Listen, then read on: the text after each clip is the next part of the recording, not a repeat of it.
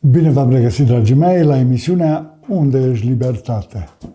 Vom vorbi astăzi despre autoritatea excesivă a regimului totalitar de tip bolșevic. Unul dintre liceenii prezenți la dezbaterea noastră despre libertatea sub presiunea tiraniei mi-a spus: domnule profesor, mi se pare tulburătoare atitudinea foarte dură a statului de tip bolșevic față de cetățenii săi. Vreți să aprofundăm puțin acest aspect? Da, dragii mei.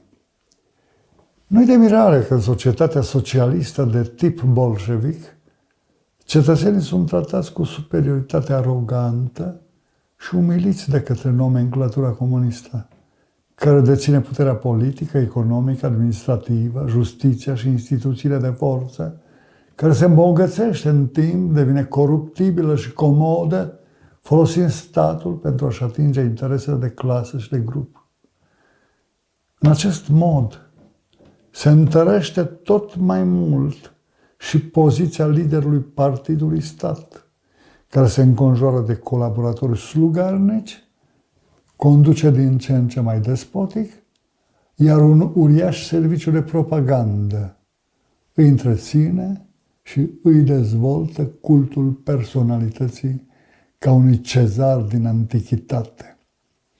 În numele poporului, al interesului general, puterea comunistă bazată pe instituțiile de forță și așa numita justiție populară își permite să încalce orice drepturi sau libertăți ale individului, dacă se consideră că sunt puse în pericol cuceririle revoluționare ale maselor populare și viitorul de aur al patriei socialiste. În felul acesta au fost încălcate sau îngrădite drepturile fundamentale ale oponenților regimului comunist. Dreptul la marea proprietate privată, prin naționalizări și cooperativizarea agriculturii, interzicerea dreptului de asociere, de adunări și manifestații populare anticomuniste, diminuarea drastică a libertății presei și a libertății de opinie prin cenzură, libertatea religioasă redusă la maxim prin supravegherea foarte strictă a bisericii, interzicerea propagandei religioase, chiar a unor denominațiuni, dărâmarea multor lăcașuri de cult, încarcerarea preoților, pastorilor, credincioșilor, practicanți, sub acuzația că fac propagandă ostilă și mistică. Sunt doar câteva dintre drepturile și libertățile fundamentale încălcate dintr-o listă lungă pe care un stat de drept, în care domnește legea, în care domnește democrația autentică, le garantează și le respectă. Domnule profesor, din ce ne spuneți dumneavoastră, putem înțelege că într-un stat totalitar de tip bolșevic, Constituția este doar de formă? Intervine în discuție un alt licean. Dar, dragii mei, Constituția comunistă garantează libertatea de conștiință, drepturile, libertățile individuale și colective, dar în realitate cetățeanul este obligat să se supună tuturor dispozițiilor partidului stat, excesului de autoritate al liderilor de la nivel central și local. Trăind într-o stare de dependență umilitoare tot mai mare față de autorități și sub o presiune crescândă din partea instituțiilor de forță, în acest mod, statul comunist totalitar afectează grav condițiile de manifestare optimă a egalității tuturor cetățenilor în fața legilor, libertățile individuale și colective care se cuvin oamenilor ca drepturi naturale prin naștere sau promise prin Constituție.